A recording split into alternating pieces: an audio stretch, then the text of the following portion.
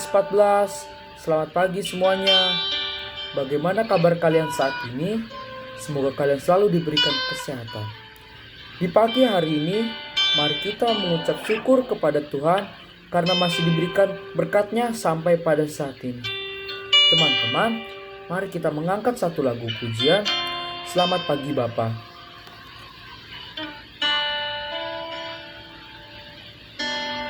Selamat pagi Bapa, selamat pagi Yesus, selamat pagi Roh Kudus.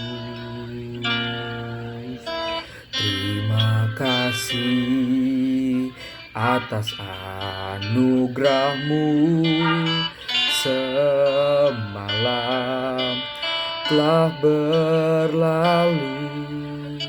Ku memuji, ku bersyukur, memuliakan nama-Mu. Allah Bapa, Putra, Roh Kudus, terima kasih.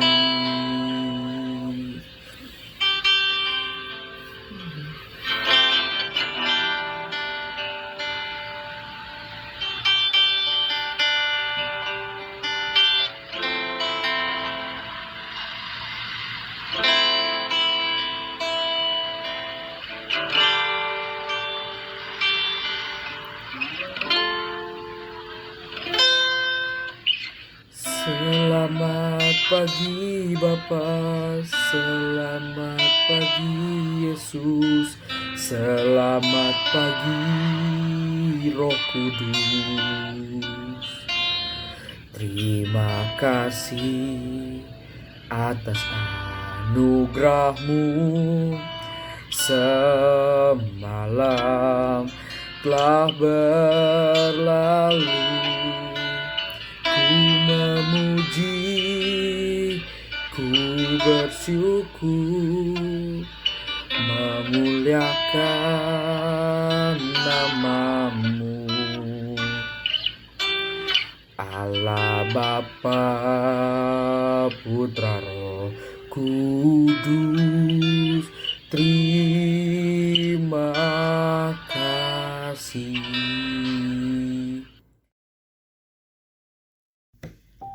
Mari kita berdoa. Tuhan Yesus yang baik, terima kasih Bapa, Engkau sudah menjaga kami dari malam hingga saat ini tanpa kurang suatu apapun. Bapa, sebentar kami ingin membaca sedikit dari firman-Mu. Berkati firman-Mu ini Bapa, agar dapat menjadi berkat di kehidupan kami. Ampunilah dosa-dosa kami Bapa, agar kami layak menerima berkat-Mu. Hanya di dalam nama-Mu kami berdoa mengucap syukur. Haleluya, amin. Teman-teman, mari kita membaca dari Lukas 16. Saya akan membacakan dari Lukas 16. Perumpamaan tentang bendahara yang tidak jujur. Dan Yesus berkata kepada murid-muridnya, ada seorang kaya yang mempunyai seorang bendahara. Kepadanya disampaikan tuduhan bahwa bendahara itu menghamburkan miliknya. Lalu ia memanggil bendahara itu dan berkata kepadanya, apakah yang kudengar tentang engkau? Berilah pertanggungjawab atas urusanmu, sebab engkau tidak boleh lagi bekerja sebagai bendahara. Kata bendahara itu di dalam hatinya, apakah yang harus aku perbuat? Tuanku memecat aku dari jabatanku sebagai bendahara, mencangkul aku tidak dapat, mengemis aku malu. Aku tahu apa yang akan aku perbuat supaya apabila aku dipecat dari jabatanku sebagai bendahara, ada orang yang akan menampung aku di rumah mereka. Lalu ia memanggil seorang demi seorang yang berhutang kepada tuannya. Katanya kepada yang pertama, berapakah hutangmu kepada tuanku? Jawab orang itu, 100 tempayan minyak. Lalu katanya kepada orang itu, inilah surat hutangmu, duduklah dan buat surat hutang lain sekarang juga, 50 tempayan. Kemudian ia berkata kepada yang kedua, dan berapakah hutangmu? Jawab orang itu, 100 pikul gandum. Katanya kepada orang itu, inilah surat hutangmu, buatlah surat hutang lain 80 pikul. Lalu tuan itu memuji bendahara yang tidak jujur itu. karena ia telah bertindak dengan cerdik. Sebab anak-anak dunia ini lebih cerdik terhadap sesamanya daripada anak-anak terang. Dan aku berkata kepadamu, ikatlah persahabatan dengan mempergunakan mamon yang tidak jujur, supaya jika mamon itu tidak dapat menolong lagi, bukan diterima di dalam kemah abadi. Setia dalam perkara yang kecil nasihat. Barang siapa setia dalam perkara-perkara kecil, ia setia juga dalam perkara-perkara besar. Dan barang siapa tidak benar dalam perkara-perkara kecil, ia tidak benar juga dalam perkara-perkara besar. Jadi, jikalau kamu tidak setia dalam hal mamon yang tidak jujur, siapakah yang akan mempercayakan kepadamu harta yang sesungguhnya? Dan jikalau kamu tidak setia dalam harta orang lain, siapakah yang akan menyerahkan hartamu sendiri kepadamu?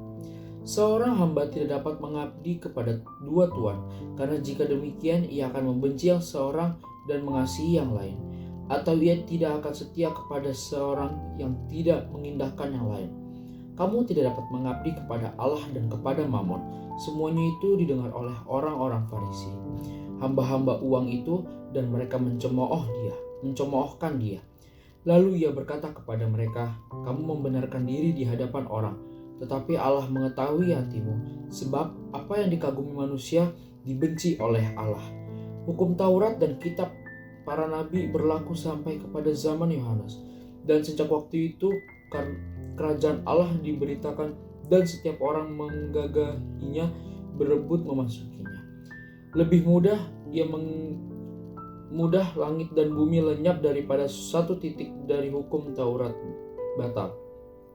Setiap orang yang menceraikan istrinya lalu kawin dengan perempuan lain, ia berbuat zina. Dan barang siapa kawin dengan perempuan yang diceraikan suaminya, ia berbuat zina. Orang kaya dan Lazarus yang miskin. Ada seorang kaya yang selalu berpakaian jubah ungu dan kain halus, dan setiap hari ia bersukaria dalam kemewahan. Dan ada seorang pengemis bernama Lazarus, badannya penuh dengan borok berbaring dekat pintu rumah orang kaya itu, dan ingin menghilangkan laparnya dengan apa yang jatuh dari meja orang kaya itu. Malahan anjing-anjing datang dan menjilat boroknya. Kemudian matilah orang miskin itu, lalu dibawa oleh malaikat-malaikat ke pangkuan Abraham. Orang kaya itu juga mati, lalu dikubur. Dan sementara ia menderita sengsara di alam maut, ia memandang ke atas, dan dari jauh dilihatnya Abraham dan Lazarus duduk di pangkuannya.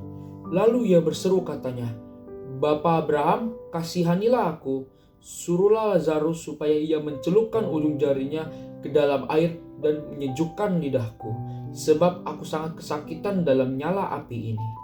Tetapi Abraham berkata, Anak, ingatlah bahwa engkau telah menerima segala yang baik sewaktu hidupmu, sedangkan Lazarus segala yang buruk. Sekarang ia mendapat hiburan dan engkau sangat menderita.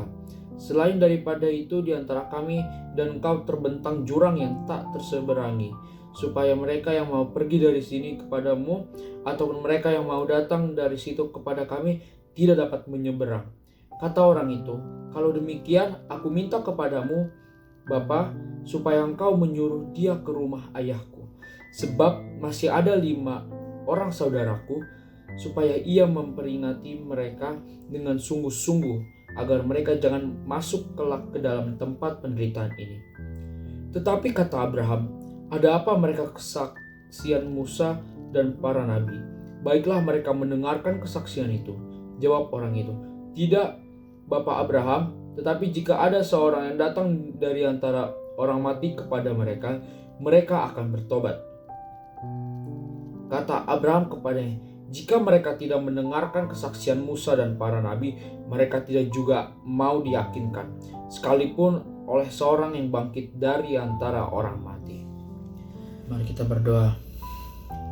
Tuhan Yesus yang baik, kami sudah membaca sedikit dari firman-Mu. Berkati firman-Mu ini Bapa, agar dapat menjadi berkat di kehidupan kami. Bapa, sebentar kami ingin memulai pembelajaran kami. Berkati pembelajaran kami dari awal hingga akhir tanpa kurang suatu apapun. Terima kasih Bapa, ampun atas dosa-dosa kami, agar kami layak menerima berkat-Mu. Hanya dalam nama-Mu Bapa kami berdoa dan mengucap syukur. Haleluya. Amin.